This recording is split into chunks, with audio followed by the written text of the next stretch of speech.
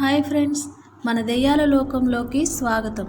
ఈరోజు మనం ఒక అంతుచిక్కని మిస్టరీ గురించి తెలుసుకోబోతున్నాం. తెలంగాణలోని ఒక మారుమూల ప్రాంతంలో ఉన్న రైల్వే స్టేషన్ అది. రాత్రి 1:13 అక్కడ ఏం జరుగుతుందో తెలిస్తే మీరు షాక్ అవుతారు. ఆ స్టేషన్ పేరే గోపాలపురం. మరి ఈరోజు మన వీడియోలోకి వెళ్ళబోయే ముందు ఈ వీడియోని లైక్ చేసి మన ఛానల్ని సబ్స్క్రైబ్ చేయండి.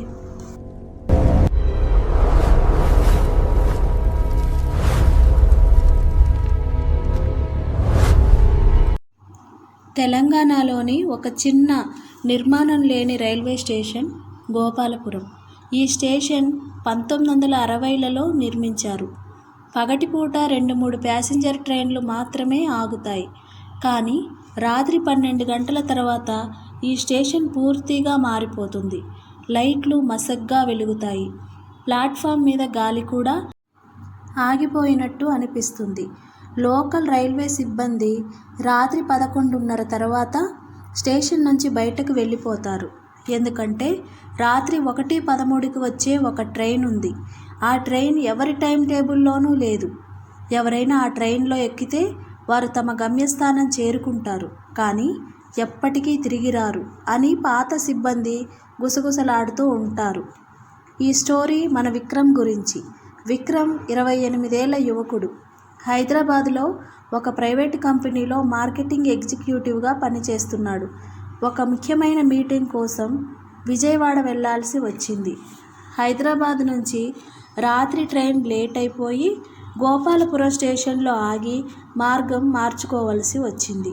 రాత్రి 12:40కి విక్రమ్ స్టేషన్కి చేరుకున్నాడు. ప్లాట్ఫామ్ పూర్తిగా ఖాళీగా ఉంది. ఒక్క ట్యూబ్లైట్ మాత్రమే మసగ్గా వెలుగుతోంది. టికెట్ కౌంటర్ కూడా క్లోజ్ చేశారు. విక్రమ్ తన బ్యాగ్ పక్కన పెట్టి బెంచ్ మీద కూర్చున్నాడు. చుట్టూ చీకటి, అడవి. దూరంగా కుక్కలు అరుస్తున్నాయి. అతను ఫోన్ తీసి టైం చూశాడు. 12:45. నెట్వర్క్ చాలా తక్కువగా ఉంది. అప్పుడు దూరం నుంచి ఒక పాత ట్రైన్ హార్న్ శబ్దం వినిపించింది. ఆ శబ్దం చాలా బరువుగా, పాతకాలంలాగా ఉంది. టైం ఖచ్చితంగా 1:13 అయ్యింది. ట్రైన్ నెమ్మదిగా గర్జన చేస్తూ ప్లాట్ఫామ్ నెంబర్ 3 వద్ద ఆగింది. ట్రైన్ చాలా పాతది. బ్లాక్ ఇనుప బాక్సులు, కొన్ని లైట్లు మాత్రమే వెలుగుతున్నాయి. ఏ డ్రైవర్ లేదు, గార్డు లేడు. కేవలం ఒక్క డోరు తెరిచి ఉంది. విక్రమ్ టికెట్ చూసి ఇది నిజంగా విజయవాడ వెళ్తుందా లేదా అని గందరగోళపడ్డాడు. అయినా సమయం లేదు కాబట్టి ఎక్కాడు. కంపార్ట్మెంట్ లోపల చాలా చల్లగా ఉంది. కేవలం 5-6 మంది ప్రయాణికులు కూర్చుని ఉన్నారు. అందరూ నిశ్శబ్దంగా బయటికి చూస్తూ కూర్చున్నారు. విక్రమ్ ఒక 50 ఏళ్ల మధ్య వయస్కుడి పక్కన కూర్చున్నాడు. ఈ ట్రైన్ విజయవాడ వెళ్తుందా సార్ అని మెల్లగా అడిగాడు. ఆ మనిషి నెమ్మదిగా తల ఎత్తి చూశాడు. అతని ముఖం చాలా పాలిపోయి కళ్ళు లోతుగా పడి ఉన్నాయి. అవును, కానీ మనం ఎక్కడికి వెళ్తున్నామో మనకి తెలియదు అని గుసగుసలాడాడు. ట్రైన్ కదిలింది. విండో బయట చీకటి వేగంగా వెనక్కి వెళ్తోంది. చెట్లు రోడ్డు మీద వాలి ఉన్నట్టు అనిపించింది. విక్రమ్ ఫోన్ చూశాడు. నెట్వర్క్ పూర్తిగా లేదు. టైము 1:30 అయ్యింది. అప్పుడు ఒక టీ బాయ్ వచ్చి, టీ కావాలా సార్ అని అడిగాడు. విక్రమ్ ఒక కప్పు తీసుకున్నాడు. టీలో రుచి చాలా విచిత్రంగా ఉంది. లోహంలాగా, రక్తంలాగా. కొంతసేపటికి ట్రైన్ ఒక స్టేషన్ వద్ద ఆగింది. బయట బోర్డు మీద గోపాలపురం అని రాసి ఉంది. విక్రమ్ షాక్ అయ్యాడు. ఇదేంటి, నేనిప్పుడే ఈ స్టేషన్ నుంచి బయలుదేరాను కదా అని అనుకున్నాడు. అతను లేచి డోరు వైపు వెళ్ళి చూశాడు. బయట ఏమీ లేదు. కేవలం నల్లటి ఖాళీ. ఎటు చూసినా చీకటి మాత్రమే. ఆ మధ్య వయస్కుడు మళ్ళీ చెప్పాడు, ఈ ట్రైన్ ఎప్పుడూ ఆగదు. మనం ఎక్కిన తర్వాత మన గమ్యం మారిపోతుంది. ప్రతి ఒక్కరూ ఒక్కసారి ఎక్కినా రెండోసారి ఎక్కాల్సి వస్తుంది.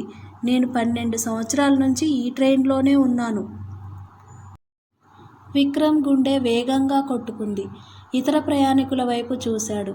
వారందరూ అతన్నే చూసి మెల్లగా నవ్వుతున్నారు. వారి ముఖాలు విక్రమ్లాగే ఉన్నాయి. ఒకడు 20 ఏళ్ల విక్రమ్, ఒకడు 35 ఏళ్ల విక్రమ్, ఒకడు 50 ఏళ్ల విక్రమ్. అందరి చేతుల్లో అదే బ్యాగ్, అదే ఫోన్. అప్పుడు లైట్లు ఒక్కసారిగా ఆఫ్ అయ్యాయి. చీకటిలో ఒక స్త్రీ గొంతు వినిపించింది. ఈ ట్రైన్లోకి స్వాగతం. ఇక్కడ నుంచి మన ప్రయాణం ఎప్పటికీ ముగియదు. నువ్వు కూడా మాలాగా అవుతావు. విక్రమ్ అరవబోతుంటే, ఇప్పుడు నువ్వు ఏం చేస్తావ్? టీ తాగుతావా లేదా అని గొంతు వినిపించింది. ట్రైన్ స్పీడ్ పెరిగింది. బయట చీకటి ఇంకా గాఢంగా మారింది. విక్రమ్ ఫోన్లో లాస్ట్ రికార్డింగ్ చేయబోతుంటే ఫోన్ స్క్రీన్లో అతడి ముఖం కనిపించింది. కానీ అది నవ్వుతూ ఉంది. ఈ స్టోరీ ఎప్పటికీ ముగియదు అని అంది. మరుసటి రోజు ఉదయం Gopalapuram station master platform number 3 వద్ద ఒక బ్యాగ్ కనుగొన్నారు. బ్యాగులో విక్రమ్ ఫోన్ ఉంది. లాస్ట్ వీడియోలో అతని కెమెరా వైపు చూసి అంటున్నాడు, నేనిక్కడికి రాలేదు. దయచేసి ఎవరూ ఈ ట్రైన్లో ఎక్కకండి. ఆ రాత్రి కూడా 1:13కి ట్రైన్ మళ్ళీ వచ్చింది. ఈసారి ఒక కొత్త ప్రయాణికుడు ఎక్కాడు.